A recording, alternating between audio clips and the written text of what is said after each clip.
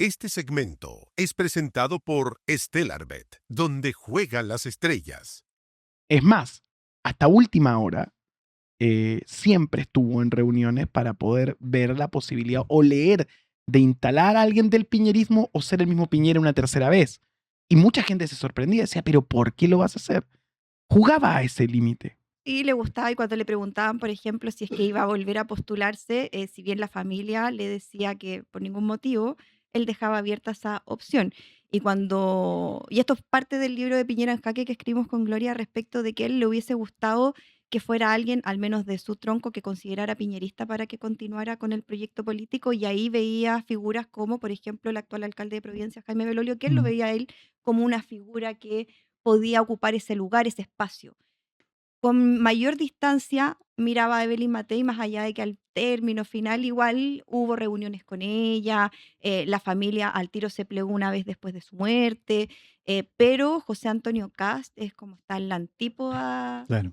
Y si José Antonio Kast está en la antípoda, la pregunta es, ¿qué es el piñerismo? Salgamos de Piñera. ¿Cuál es la base de lectura estética y ética del piñerismo? A nosotros los simplificadores / periodistas nos gusta decir que es como la cultura del Excel, a mí me parece. No, yo creo que logro conceptualizar el piñerismo en el libro. Digo primero que es un proyecto político, cosa que yo no creía antes, que Piñera tuviera un proyecto político. Yo creo que era al revés. Estaba más bien yo en la posición que tiene todo el mundo, que era un muy buen gestor, pero que no tenía proyecto político. Escribiendo el libro creo que es al revés. Tiene un proyecto político que es el piñerismo, y lo de gestor, bueno, es un gobierno que primero fracasa y después es derrotado. El piñerismo es el doble modelo de legitimación de mercado y democracia para solucionar la cuestión social a través de varias características: gradualista, reformista, antirrevolucionario en el sentido exacto de la palabra, digamos, o sea, no descarta la violencia como método de acción política, porque piensa que eso es perjudicial para cualquier proyecto político. Es ampliamente democrático. No es neoliberal, fíjate. Piñera no es un neoliberal. Piñera es un distribuidor de riqueza. Y eso tú lo puedes registrar genealógicamente a través de los escritos que él tiene como académico, las cosas que escribió para la CEPAL. Hay entrevistas antiguas con don Francisco. En el CEP tiene una intervención en los años 80, porque él tiene este tronco demócrata cristiano antiguo. O sea, él no cree que la cuestión social se resuelva simplemente con crecimiento, cree que el Estado tiene que intervenir. Lo que lo hace a él ser diferente de sus padres y abuelos demócratas cristianos es que él a esto, y lo que finalmente lo aleja de la democracia cristiana y hace que no esté en la concertación, es que él tiene una interpretación moderna de eso, no a la planificación. O sea, la generación anterior de Piñera se cría en el entendido de que el Estado es el gran planificador de la economía para lograr solucionar la cuestión social. En Piñera eso es un anatema, pero mantiene la idea de que el Estado tiene que ser un agente distribuidor, sobre todo para solucionar la cuestión de la pobreza, que en Piñera es central. Por eso en el piñerismo nace Desafío Levantemos Chile. Hay un vínculo de la dinámica de fundaciones, ONGs que tienen una fuerte conexión con el empresariado, que hablan con el piñerismo. El vínculo entre mercado y democracia. Yo no sé si el empresariado por sí solo, pero sí en el Piñera político, digamos, que también podemos tener la discusión que estábamos teniendo recién sobre Piñera persona o Piñera político. A mí me interesa el Piñera político en el libro. Está esta idea de que el mercado es un actor fundamental para resolver la cuestión social, y eso es un proyecto político. Desde ahí, ese proyecto político, y la gente lo manifiesta con rabia cuando en especial por izquierda se hace el ejercicio de pensar al expresidente, tiene un evento que es clave, que es el estallido social. Y en tu libro, Paula, estuvo muy bien estudiado lo que pasó minuto a minuto en el interior de ese piñerismo. Pero ojo, que hay que ser justos. No era el primer piñerismo, era una reversión del piñerismo. ¿En qué sentido? De que no era la estructura que lo había acompañado en su primera aventura en el poder. Una parte solamente. Claro, de alguna manera una versión más vinculada a los políticos. Claro, hubo una generación más joven también que se involucró, ¿cierto?, dentro de los asesores del núcleo más íntimo. Ujú. Pero aquellos que con los que llega, ¿cierto?, su gabinete como original es parte del equipo que lo acompañó durante su primera administración, al menos en la etapa final. Estoy hablando de Andrés Chadwick, de Cecilia Pérez, de Cristian Larroulet, que eran parte de ese núcleo que a la hora que llega el estallido están, ¿cierto?, en el núcleo más íntimo de poder de Sebastián Piñera, dentro del comité político, en el caso de Cecilia Pérez, de Andrés Chadwick, y Cristian Larroulet en el caso del segundo piso, como jefe de asesores. Claro, lo que quiero tomar es que si el piñerismo quería solucionar la cuestión social en un remix, se encuentra frente a un escenario que le pide y va a la puerta a solucionarla, o sus Claro. urgencias más emotivas o más dinámicas. Y ahí es donde se encuentra esta lógica del piñerismo con un choque contra la realidad. Pero la realidad hay que definirla. Yo utilizo una herramienta de la historia que se llama la historia conceptual, en mi método de trabajo para ese ensayo, que Ujú. dice que estudia, digamos, los cambios en los conceptos, las palabras. Para resumirlo, no dar la lata, digamos, los conceptos siempre son polémicos y siempre están en definición. Por supuesto. No son la realidad, simplemente son posiciones hegemónicas que se toman en determinado momento, y si tú lo estudias en la historia, eso es súper claro. La definición misma de democracia desde el siglo XIX, que una palabra mala, a ser una palabra muy buena, en el 20 te da cuenta de esto. Yo creo que son distintos esos dos gobiernos, pese a que está la misma idea de la doble legitimación. En el primer gobierno, Piñera se propone ser el continuador de la concertación. Es súper transparente en esto. De hecho, el argumento más en contra que tiene de la concertación en la campaña tanto del 2005 como en la del 2009 es que la concertación está agotada.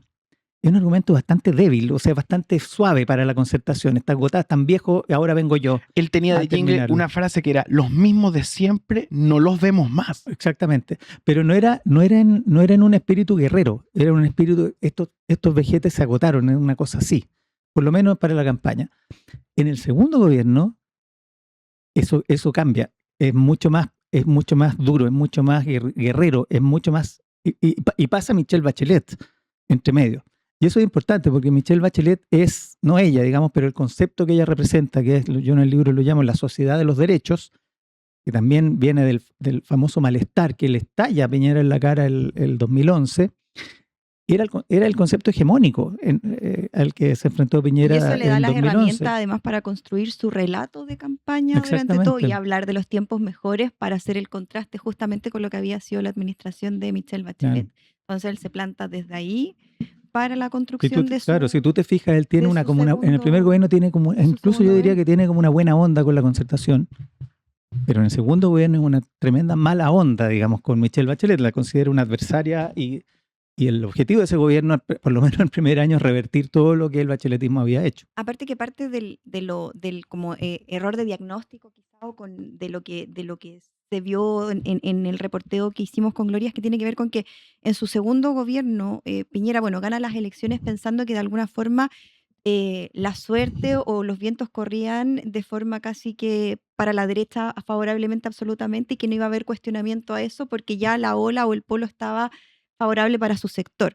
Entonces él parte con la idea de que puede un poco hacer y deshacer en términos de decisiones políticas y creía, Completamente de acuerdo, sí. y por eso también esta lógica de cuando él se planta y dice palabras o declaraciones como que Chile es un oasis respecto del resto de los países de la región, tiene que ver con que el diagnóstico que él tenía era muy positivo y creía que corría con los vientos a su favor.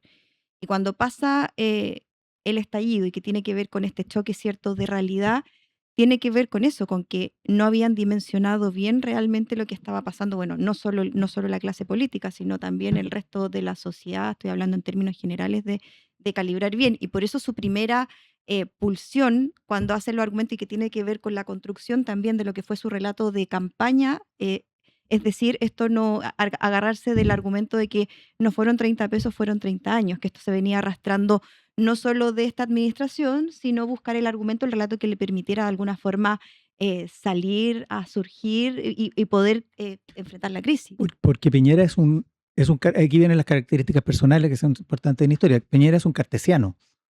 Piñera rechaza la tesis del malestar el 2011 también. Nunca la aceptó. Y nunca la aceptó porque tiene que ver con percepciones, porque tiene que ver con sentimientos. La consideraba fuera de la política, si tú quieres. La política no estaba para solucionar sentimientos. Y era muy difícil para Piñera cambiar ese modelo de pensar porque era su hábitus, era en lo que él se había formado. Por eso te digo, la política del Excel es el piñerismo. Es fría, De alguna forma, si uno lo simplifica, Sí, claro. sí. Sí, en Si una uno se va a la sí. sustancia, ¿cierto? Tiene más que ver con lo que dice Alfredo, pero Pero tiene pero también principios es con una también. metodología. Mm. Claro, Es es que que, era adicto Con una metodología. a Si lo uno- claro. Porque si uno le pregunta, ponte tú, a los piñeristas, ¿qué es el piñerismo? No hacen este análisis, ¿cierto? Quizás más académico, más de concepto, más conceptual respecto de lo que significa o cuál es la corriente piñerista en términos de Claro. ideología o de contenido. Pero sí te identifican un método de trabajo, sí identifican un estilo de, ¿cierto?, estar encima, de querer saber todo, de estar de alguna forma dejándole poco margen de libertad a sus propios colaboradores. Tiene que ver como con el Co- estilo del Pero Excel. Del Excel y de la gerencia. Que ojo, Exacto, que ahí hay una está co- ligado al tema empresarial de él, de alguna forma al ADN. Ahora, es loco, Yo- porque el piñerismo intenta, a través de proxies políticos, instalar gente de esos mundos en su dinámica de ministerio y otro. Se podría decir que, a excepción de Alfredo Moreno, Pero después, solo con sí, Piñera, como que podemos decir que ellos son representantes de la corpocracia. Pero en el mundo cast ahora es mucho más evidente que es una dinámica de ese estilo.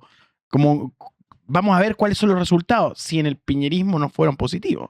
La interpretación que hago yo de eso en el libro, yo creo que hay un principio detrás de eso. O sea, tú lo puedes llamar gerencial, corporativo, como sea, pero en Piñera y en los 90, si tú ves las intervenciones de Piñera en el Senado, yo diría que hay un principio que es el principio de la eficiencia del Estado. Como te digo, Piñera no es un neoliberal, Piñera cree en el Estado. En ninguna, por lo menos las que yo revisé, intervenciones parlamentarias de Piñera en los 90, él dice que el crecimiento, que el Estado tiene que reducirse. Nunca dice eso. Dice que el Estado tiene que ser más eficiente. De hecho, hay una discusión, ponle tú, sobre Enacar en los 94, cuando están cerrando, ¿te acuerdas tú cuando cerraron la mina de Lota durante Sí. Frei Ruiz Tagle? Y Piñera, que había votado a favor de darle plata a Enacar 6 veces antes, la 7ª vez vota en contra, y dice, bueno, esto la verdad que no vota en contra porque crea que el Estado lo tiene que solucionar todo. Vota en contra porque ve que esa plata no es eficiente, que esa plata debería ir a otro lugar. Y yo creo que hay un gran malentendido con Piñera en el sentido de que es un reducidor del Estado. Él tiene, y esto es durante toda su trayectoria política, la idea de la eficiencia. En ese sentido yo la veo como el mundo empresarial, el mundo de la gestión. El Harvard Business Review aplicado a la democracia. Claro, es una manera de decirlo, pero es que Harvard es importante, o sea, Harvard es eficiente. No lo estoy diciendo de Sí, una sí, manera... lo entiendo, pero en el debate público siempre se caricaturizó eso. Ahora, eso se ve muy bien en la pandemia. En la pandemia Piñera Claro.